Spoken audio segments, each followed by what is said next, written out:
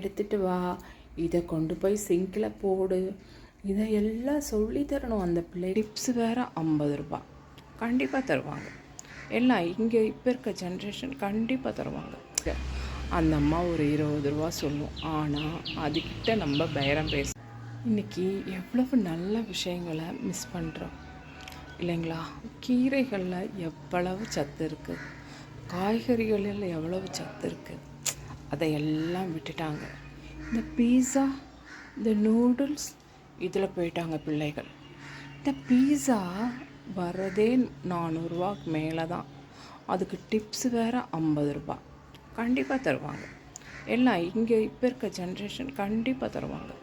அதெல்லாம் அவங்க சளைக்கவே மாட்டாங்க. ஏன்னா அவங்க தானே சம்பாதிக்கிறாங்க. இல்லையே, யாரோ சம்பாதிக்கிறாங்க, அவங்க கொடுத்துட்டு போவாங்க டிப்ஸு. சம்பாதிக்கிறவங்களும் சமைச்சு சாப்பிட்றதுக்கு இப்போ கஷ்டப்படுறாங்க, இதுக்கெல்லாம் செலவு பண்ணுறாங்க. ஆனால் அந்த கீரை விற்றுட்டு வராங்களே, அவங்க டெய்லி அந்த நாற்றை பிச்சு அந்த களை எடுத்து அதிலேருந்து எடுத்துகிட்டு வந்து தான் நம்மளுக்கு ஒன்று ஒன்றா பிச்சு, அவங்க எவ்வளோ கஷ்டம்.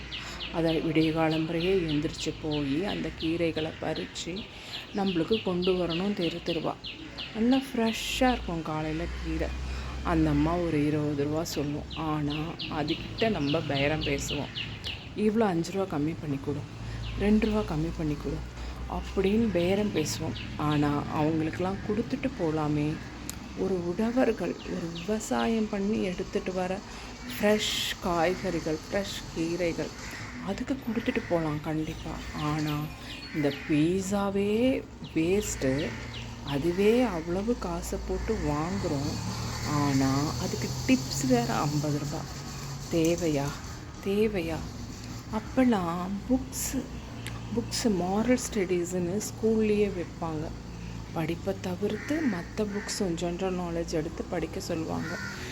10th படிக்கிற பிள்ளைகளே லைப்ரரியில் மெம்பராக இருப்பாங்க. நான்லாம் 9th மெம்பர் ஆகிட்டேன். ஏன்னா பக்கத்துலேயே லைப்ரரி. எவ்வளவு நாவல்ஸ், ரமணிச்சந்திரன், தேவி பாலா, அப்புறமா இந்திரா சௌந்தரராஜன் எல்லாம், கல்கி, வரலாற்று நாவல்கள், அந்த மாதிரி நிறைய இருக்குது. அதில் வர கதைகள் எல்லாம் அப்படியே நம்மளுக்கு வாழ்க்கை பாடத்தை சொல்லி கொடுக்கும். ஆனால் இப்போ இருக்க பிள்ளைங்க அதையெல்லாம் கேட்டு பாருங்கள், அப்படியா பார்த்துக்கலாம் அப்படின்ற மாதிரி சொல்லுவாங்க. அதனால் அவங்களுக்கு எங்கே மற்ற இது தெரியுது, வாழ்க்கை பாடம் எங்கே தெரியுது? எல்லாம் தெரியும்னுட்டு வந்த பிறகு தான் முட்டிப்பாங்க, மோதிப்பாங்க. வந்த பிறகு எதுவுமே குத்துதே கொடையுதேனா அதுக்கு யார் பொறுப்பு? வரத்துக்கு முன்னாடி உங்கள் அம்மா, உங்கள் அப்பா, உங்கள் பாட்டி, உங்கள் தாத்தா சொல்லியிருப்பாங்க. ஆனால் அதை காதுலேயே போட்டுக்க மாட்டேங்க. அப்புறம் வந்த பிறகு குத்துதே கொடையுதேனா யார் பொறுப்பு? ஒரு 10th கிளாஸ் படிக்கிற ஒரு பொண்ணு, அவள் என்ன பண்ணுறா, சாப்பிட்றப்போ கீழே சாப்பாடை கொட்டிடுறா. அப்போது அவள் அது பேப்பர் மேலே தான் வச்சு அந்த சாப்பாடை வைக்கலான்னு வைக்கிறா. அவள் கொட்டலை, ஒரு பையன் ஓடி வந்து அதை கொட்டிடுறான். அப்போது இதை ஒரு டீச்சர் பார்த்துக்கிட்டே இருக்காங்க. அந்த பொண்ணு அதே சாப்பாடையே எடுத்து சாப்பிட்றா. திருப்பி எடுத்து டிஃபன் பாக்ஸில் போட்டு அதை எடுத்து சாப்பிட்றான். அப்போ அவங்க வந்து சொல்கிறாங்க, ஏம்மா கொட்டிடுச்சில்ல, அதை எடுத்து போட்டுடு, நான் வந்து உனக்கு காசு தரேன், போய் கேன்டீனில் வாங்கி சாப்பிடு அப்படின்னு சொல்கிறாங்க.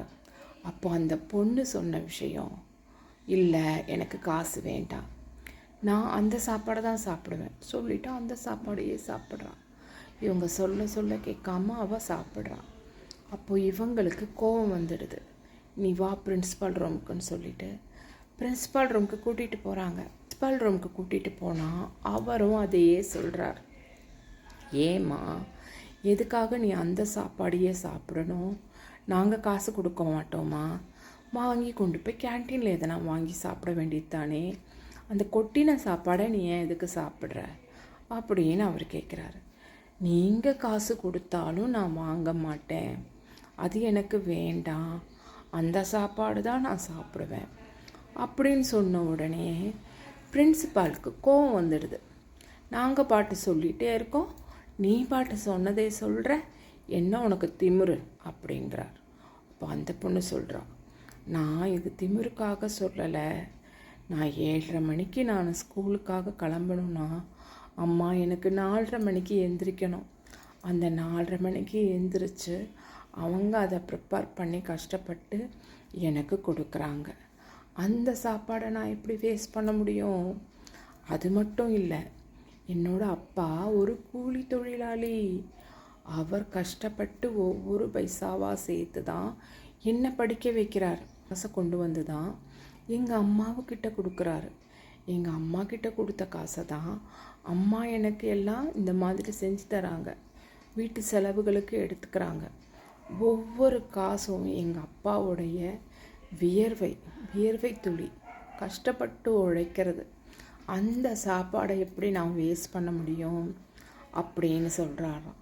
அப்போயே பிரின்ஸிபலுக்கு ஒரு மாதிரி ஆகிடுது. 10th படிக்கிற ஒரு பொண்ணு இவ்வளவு நல்லா பேசுகிறா. உடனே அவள் அதை மட்டும் நிற்கலை, இன்னொன்று சொல்கிறா, இந்த அரிசி விளைவிக்கிறதுக்கு ஒவ்வொரு விவசாயியும் எவ்வளவு கஷ்டப்படுறாங்க. நாற்று நட்டு சேத்துல அவங்க காலை ஒரு நாள் ஃபுல்லும் அவங்க அதுலேயே இருக்கணும். தண்ணி கிடைக்கலையா கஷ்டம். கர்நாடகாவை கேட்குறாங்க, கேரளாவை கேட்குறாங்க. இந்த மாதிரி ஒவ்வொரு நாற்றும் ஒவ்வொரு நெல்லும் அவ்வளவு அவங்களோட கஷ்டம். அதை மாதிரி ஒரு பருக்கையை நான் வேஸ்ட் பண்ணால் கூட அந்த விவசாயியை கேவலப்படுத்துகிற மாதிரி அதையும் நான் செய்ய மாட்டேன் அப்படின்னு சொன்னாலாம். உடனே இவர் ஸ்கூல் ப்ரேயரில் இந்த பொண்ணை கூட்டிகிட்டு போய் நடந்ததெல்லாம் சொல்லி, இவ தான் இனிமே ஸ்கூல் லீடர் அப்படின்னு அனௌன்ஸ் பண்ணாரா. இந்த மாதிரி ஒன்றும் தெரியணும், சுற்றி என்ன நடக்குதுன்னு தெரியணும். அந்த பிள்ளை எவ்வளவு அழகாக சொல்லியிருக்கா. அவள் எவ்வளவு, ஒவ்வொரு பிள்ளையும் கஷ்டப்பட்டாதான் அந்த அம்மா அப்பாவுடைய கஷ்டம் தெரியும். அந்த மாதிரி அந்த பிள்ளைக்கு நம்ம சொல்லி கொடுத்து வளர்க்கணும். நீ தான் என்னை பார்த்துக்கணும், நான் அம்மா இப்போ உன்னை பார்த்துப்பேன், அப்பா இப்போ உன்னை பார்த்துப்போம், அதுக்கப்புறம் நீ தான் எங்களை பார்த்துக்கணும் அப்படின்னு சொல்லி வளர்க்கணும். சில பெற்றவங்க, போ எனக்கு நான் வளர்த்து விட்டுட்டேன், நீ போ, எனக்கெல்லாம் நீ ஒன்றும் செய்ய வேண்டாம் அப்படின்ற மாதிரி சொல்லுவாங்க. அப்படி அவங்க கடமைகளை விட்டு விலக விடக்கூடாது. நான் உன் பெத்த பிள்ளைக்காக நான் கஷ்டப்பட்டு உழைக்கிறேன், நீ சம்பாதிக்கிறப்போ பெற்றவங்களை நீ பார்த்துக்கணும். அதை சின்ன வயசில் இருந்தே சொல்லி சொல்லி சொல்லி தான் வளர்க்கணும். அப்படி தான் நம்ம அப்பா அம்மா செஞ்சாங்க, நம்ம தாத்தா பாட்டி செஞ்சாங்க. அதை தான் கரெக்டாக இருந்தது, அதுதான் கரெக்டாக இருந்தது. அந்த மாதிரி ஒன்றொன்றையும் நம்ம சொல்லி வளர்க்கணும். அப்படி வளர்த்தாதான் அந்த பிள்ளைக்கு தெரியும் வீட்டில் என்ன நடக்குது, என்ன ஏது எல்லாத்தையுமே சொல்லணும். அப்போ தான் அந்த பிள்ளை அதை சரியாக புரிஞ்சுக்கும். இது ஒவ்வொரு பெற்றவங்களோட கடமை. நம்ம ஒரு வெயிட் தூக்கிட்டு போகிறோமா, அது 2 வயசு குழந்தையா இருக்கட்டும், ஒரு 4 வயசு குழந்தையா இருக்கட்டும், அப்போதில் இருந்தே வீட்லேயே பழக்கணும். இந்த அம்மாக்கிட்ட கூட எடுத்துகிட்டு வந்து, அதை எடுத்துகிட்டு வா, இதை கொண்டு போய் சிங்கில் போடு, இதையெல்லாம் சொல்லித்தரணும் அந்த பிள்ளைகளுக்கு. எங்கள் வீட்டில் எங்கள் குட்டி பையன் எல்லாம் செய்வான்.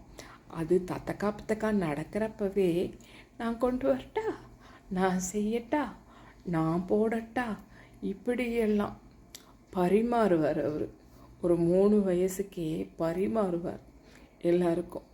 நான் பண்ணுறேன், நான் போடுறேன், நீ பிடிச்சிக்கோ, என் கையை பிடிச்சிக்கோமா, நான் போடுறேன், ஏன்னா சிந்திட போகிறான்னுட்டு. ஒரு சமயம் நான் பிடிச்சிக்கிறேன், நீ ஊற்று அப்படின்னு சொன்னதுக்கு அதுக்கா கான்ஃபிடென்ட் இல்லாதப்ப அவனாக ஊற்றுவான். ஆனால் கான்ஃபிடென்ட் இல்லாத சமயங்களில் நான் உன் கையை பிடிச்சிக்கிறேன், நீ ஊற்று, அப்படி அந்த மாதிரி பழகணும். அவங்க செய்யட்டும்னு விடணும். அப்போ தான் அவங்க அதை செய்வாங்க. அதில் இருக்க சந்தோஷமே சந்தோஷம்.